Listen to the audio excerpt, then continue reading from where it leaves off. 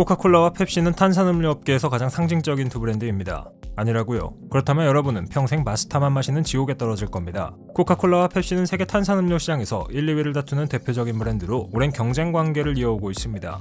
둘 다 오랜 역사를 자랑하며 콜라라는 단어를 들으면 가장 먼저 떠오르는 이름이기도 하죠. 만약 이 말에 반감을 느낀다면 본인이 우주에서 온 외계인은 아닌지 깊게 고민해볼 필요가 있습니다. 그런데 두 브랜드는 공통점도 많고 차이점도 존재한다는 사실 알고 계셨나요? 그렇다면 코카콜라와 펩시는 어떤 점이 같고 또 어떻게 다를까요? 코카콜라와 펩시는 비슷하면서도 조금은 다른 출발점을 가지고 있습니다. 먼저 코카콜라는 1886년 미국 조지아주 애틀란타에서 약사 존 펜버턴에 의해 탄생했습니다. 당시에는 약용음료로 개발되었지만 곧 독특한 맛과 청량감을 앞세워 대중음료로 자리 잡았습니다. 코카콜라는 20세기 초반부터 전 세계로 수출되며 글로벌 브랜드로 성장했으며 전 세계인의 사랑을 받고 있습니다. 펩시도 마찬가지로 약사에 의해 만들어졌죠. 1893년 약사 칼렙 브래드램이 탄생시킨 이 음료의 초창기 이름은 브레드스 드링크였으나 1898년 펩시로 이름을 바꾸며 본격적으로 시장에 진입했습니다. 펩시는 코카콜라보다 7년 늦게 탄생했지만 독특한 단맛과 현대적인 마케팅 전략을 통해 빠르게 점유율을 확대하며 코카콜라의 강력한 경쟁자로 자리 잡았습니다. 참고로 로고 때문에 한국 회사냐는 말도 안 되는 소리가 나오고 있는데 펩시는 미국 회사입니다. 코카콜라는 20세기 초부터 대대적인 마케팅 캠페인을 펼치며 글로벌 음료 시장을 장악했습니다. 특히 1920년대 이후 크리스마스 시즌 광고와 산타클로스를 활용한 캠페인은 코카콜라의 브랜드 이미지를 굳히는 데 큰 역할을 했죠. 네, 북극곰이 나오는 그 광고 말입니다. 이후 며느리도 모르는 코카콜라만의 레시피를 기반으로 한 고유의 맛을 유지하며 전 세계 200개국 이상에서 판매되는 초고가적 브랜드로 성장했습니다. 펩시는 20세기 중반 이후 젊은 세대를 겨냥한 마케팅 전략으로 빠르게 성장했습니다. 1960년대부터 현대적이고 트렌디한 이미지를 강조하며 차별화를 꾀했는데요. 또한 대중적인 가격 정책과 젊은 소비자를 겨냥한 광고로 시장 점유율을 확대하면서 코카콜라를 이기기 위해 노력해왔죠. 하지만 콜라 사업은 만년 2등 자리를 면치 못했기 때문에 다른 길도 같이 선택했는데요. 콜라는 계속 만들되 이온 음료나 과자 같은 비콜라 사업 부분에 주력하기로 한 겁니다. 덕분에 코카콜라가 콜라 분야에서는 이기고 있지만 펩시가 다른 분야에서는 압도적이죠. 최근에는 다이어트 음료와 제로 칼로리 음료로 제품 라인을 다양화하고 있습니다. 코카콜라와 펩시의 차이는 대표 제품에서도 뚜렷이 나타납니다.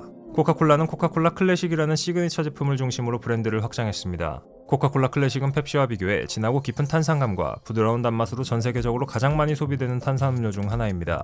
최근에는 코카콜라 제로, 코카콜라 라이트 등 다양한 제품군을 통해 저칼로리를 원하는 소비자들의 요구를 충족시키고 있습니다.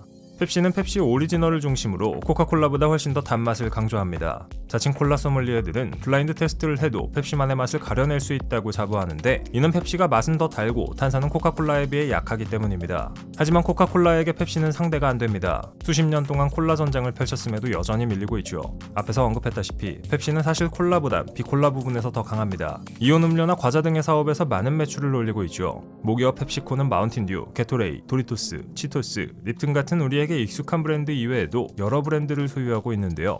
특히 2010년대 들어 건강을 중시하는 소비자들이 늘면서 탄산음료의 인기가 시들해진 것에 초점을 맞춰 건강식 브랜드도 보유하고 있죠. 이게 다 펩시 소유일 줄 상상이나 해보셨나요? 두 회사가 콜라로 돈을 버는 방법은 같습니다. 코카콜라와 펩시를 만드는 회사는 크게 본사와 보틀링 업체로 나뉩니다. 본사인 코카콜라 컴퍼니와 펩시코는 콜라의 원액을 제조하여 보틀링 업체에 팔고 지역마다 독점 사업권을 가진 보틀링 회사들은 콜라의 원액에 물 등을 섞은 음료를 병에 담아 판매합니다. 즉 코카콜라 컴퍼니와 펩시코는 각각의 제품 원액 개발 및 광고 마케팅을 책임지고 보틀링을 하는 회사는 제조, 포장, 판매 및 유통을 담당하죠. 이렇게 되면 콜라가 잘 팔릴수록 원액을 파는 코카콜라 컴퍼니와 펩시코의 수익도 올라가게 됩니다. 한국에서는 LG생활건강과 롯데칠성음료가 각각 보틀링을 담당하고 있는데요. 당연히 물까지 미국에서 길어오진 않을 테니 한국에서 판매되는 두 회사의 콜라와 미국 오리지널의 맛은 좀 차이가 있겠죠. 피자나 치킨, 햄버거 같은 패스트푸드 하면 빠질 수 없는 게 바로 콜라입니다. 느끼하니까 시원한 뭔가가 있어야 목으로 넘어가겠죠. 재미있는 건 이렇게 패스트푸드 업체와 전략적인 협업을 하는 게 두 콜라 회사의 전략이라는 건데요. 특정 패스트푸드 업체와 콜라 납품 계약을 맺으면 해당 식당에서는 코카콜라나 펩시 둘 중 하나만 먹어야 합니다. 다시 말해 완벽한 독점이라는 이야기죠.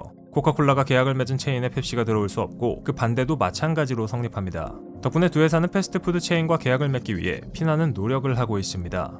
우리에게 잘 알려진 맥도날드와 서브웨이, 버거킹과 아웃백, 파파존스, 도미노 피자 같은 다양한 체인들은 코카콜라와 손을 잡았습니다. 반면 타코벨과 KFC는 펩시와 손을 잡았죠. 피자헛은 오랜 기간 동안 펩시의 친구였지만 2024년 2월부로 코카콜라의 손을 잡았는데요.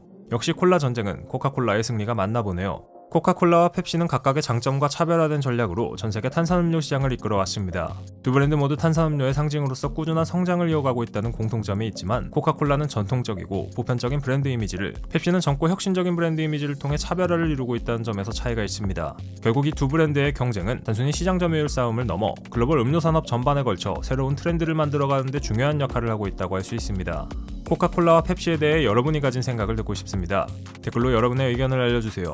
물론 닥터페퍼나 스프라이트, 칠성 사이다에 대한 의견도 환영합니다.